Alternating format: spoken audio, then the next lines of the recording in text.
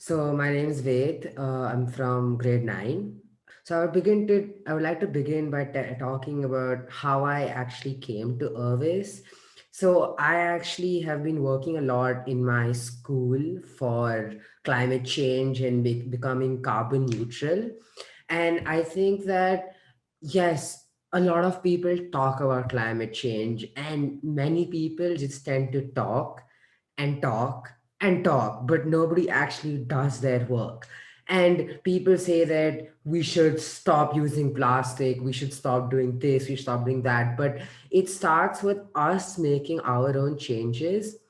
And at our school, we started doing that. So we're looking at implementing solar panels. We're also going to start working towards getting rid of disposables. Like, I just don't get the point of why we need disposables. Like, there's just more effort for everybody in the system. So things like these, I've always wanted to change them, and that's what got me to Ervis. Next slide. Okay, so what's my idea? My idea is based on the fact that yes, plastic's a problem. It's going to take time for us to get rid of plastic, though. It's not an overnight thing. We can't say, okay, I'm going to stop using plastic from now on, because our whole community depends on plastic. However, and yes, that is something that we do need to focus on. But I think that we should also focus on the other effects of plastic, especially in the marine ecosystem. Many animals tend to mistake plastic for food, and they eat plastic.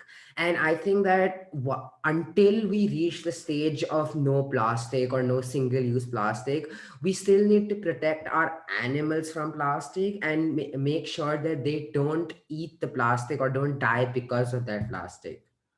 Next slide. So here are a few facts about how plastic affects animals. So, well, 100,000 marine animals die because of plastic, and 56% of all whale and dolphin species have been recorded eating plastic.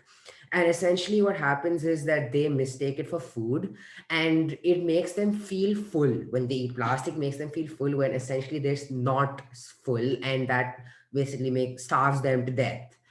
Next slide. So this is about how there's so much plastic found in so many whales and so many other marine animals. So these are a few more facts. Next slide. Okay, so now I stated that there is a problem and a lot of animals do eat plastic. And my whole point is that we can modify plastic such that animals think that it's bad for them. So all animals, including humans, have a stimuli. They think that they have some senses that tell them that, okay, this is dangerous for me, or this is something I shouldn't be going towards. And even animals have that, and there are various different stimuli. And I want to be able to have plastic to instigate that stimuli so that they don't go towards the plastic, so that they consider plastic to be dangerous. And so I've chosen great white sharks to begin with because each species has a different stimuli response, right?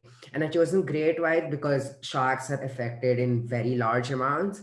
And also, our brilliant mentor, Dr. Ash, works in these sharks, and all the help that I can get in understanding these species is better for me. Next slide. So, like I was talking about stimuli, there are various types of stimuli that fish have, particularly the sharks that I'm talking about. Electric stimuli is one of their main. Is they're very sensitive to electric charge, and small amounts of electric charge. That's how they navigate around and see what is good and what is not good.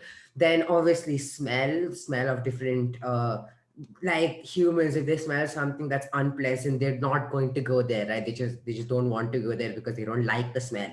Similarly, fish also have the same stimuli. Then color is a very important stimuli as well. Some shades of color also instigate the stimuli. And then call of their fish and other fish, like let's say a huge predator is coming, then all the others are also going to get warned that, okay, I shouldn't be going there because there are predators over there. Next slide. Next slide. Okay, so there's also a problem in this, that let's say fine, I started there's plastic that lets out some kind of signal, right? Now that signal shouldn't be giving them fear, like it shouldn't be disturbing their other life, and it shouldn't like aggravate them to a certain level that they start doing other things that are threatening their survival. So there should be a limit to where the stimuli is done. And I'm still working on which stimuli should be used for the great sharks. But these are a few challenges that will come. So one is definitely that it shouldn't become bad for the animals. Then there's also that plastic is cheap. That's why it's used a lot. So this shouldn't make plastic very expensive, because then it won't be used in the market.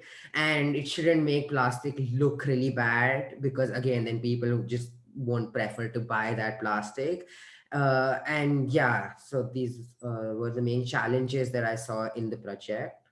Next slide. So I haven't started working on the project in full scale yet. I'm still trying to understand which species are affected and how their stimuli responds.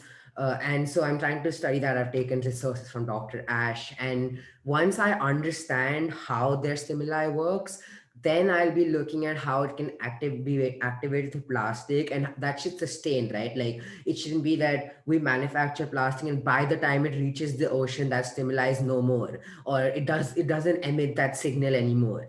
So I'll be working in this fashion and then going back and seeing what the challenges are. Is it posing problems? What are the economic challenges and things like that? And that's how I'll be reaching the solution soon. I haven't yet started. Thank you.